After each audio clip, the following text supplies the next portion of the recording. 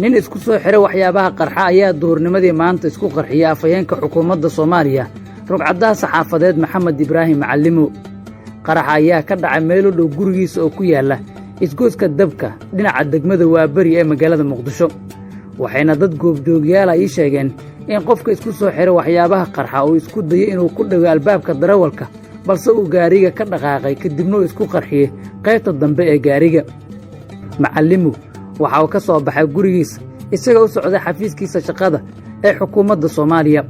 waxaana la sheegay in sidoo kale uu dhaawacmay wiil lagu magacaabo Maxamed Cabdicasiis inkastoo aan xaqiijin karin inuu gaariga la saarnaa iyo inuu wadada marayay.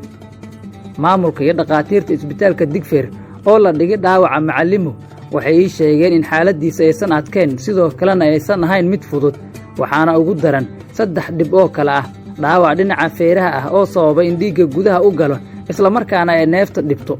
inkastoo laga soo saaray dhiiggii gudaha u galay haddana ay xaaladiisa ka soo raynayso jabniin dhinaca lugta ah iyo dhaawac gacanta ka soo gaaray. sidoo kale waxaa jira dhowr firiir oo gaaray xubno ka mida jirkiisa.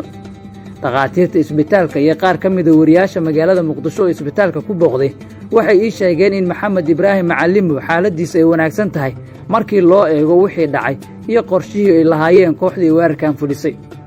dagaalamayaasha Al-Shabaab ayaa sheegatay mas'uuliyadda weerarkan.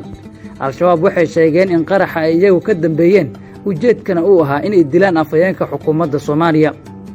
xafiiska ra'iisul wasaare Maxamed Xuseen Roble ayaa dhankooda sheegay in weerar ay fulisay koox argagixiso ah lagu dhaawacay afhayeenkii xukuumadda Soomaaliya isla markaana dhaawaciisa uu yahay mid fudud. sidoo kale booliiska Soomaaliya ayaa sidaas warbaahinta u sheegay. Maxamed Ibraahim Macallimo waxa uu hore uga badbaaday qaraxyo iyo weerar lagu qaaday hoteello ku yaala gobolka Banaadir, waxaana ka mid ah weeraradii ka dhacay hoteelada Jazeera, Maka Al-Mukarrama, Liida Seafood iyo hoteelka Elite, waxaana qaarkood ka soo gaaray dhaawacyo. weerarka maanta uu ka badbaaday afhayeenka xukuumadda Soomaaliya ayaa calaamado badan la wadaaga kii lagu dilay agaasimihii raadiyo Muqdisho Cabdicasiis Maxamed Guuleed Afrika. calaamadaha ay wadaagaan waxaa ka mid ah 1.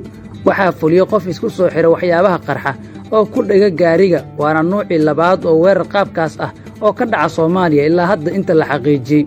2. Macallimo iyo Cabdicasiis Afrika waxay ahaayeen laba wariye oo muddo dheer saxaafadda Soomaaliya ku jiray aadna ugu dhawaa xafiiska ra'iisul wasaare Maxamed Xuseen Roble. waxaana weerarkii lagu qaaday dadka qaar ay ka qabaan shaki badan qaabka uu dhacay iyo calaamado kale oo ay labada weerar ay wadaagaan. qaraxa maanta ka dhacay magaalada Muqdisho ayaa ku soo aaday 4 maalmood kadib qarax kale oo ka dhacay gobolka Banaadir. qaraxii kan ka horreeyay ayaa 12 bishan ka dhacay wadada 21 Oktoobar ee degmada Waabari, waxaana loo adeegsaday gaari lagu soo raray waxyaabaha qarxa oo lagu dhuftay kolonyo gaadiid ah oo la socday hay'adda arrimaha amniga ka shaqeysa oo degan xarunta Xalane. Al-Shabaab ayaa sheegay in qaraxaasi uu fuliyay nin lagu magacaabo Maxamed Aadan Gurey oo 44 sano jir ah kuna dhashay deegaanka Ceel Cali ee gobolka Hiiraan. Muqdisho ayaa wajahaysa amni darro xoog leh. dadka waxay markii hore dhibaato ku qabeen dhac habeen iyo maalin ah, dil loo adeegsado rasaas iyo toorey. haddana waxaa ugu darsoomay weerar qaraxyo ah oo Al-Shabaab ay ka geysanayaan xaafado ka mid ah magaalada Muqdisho.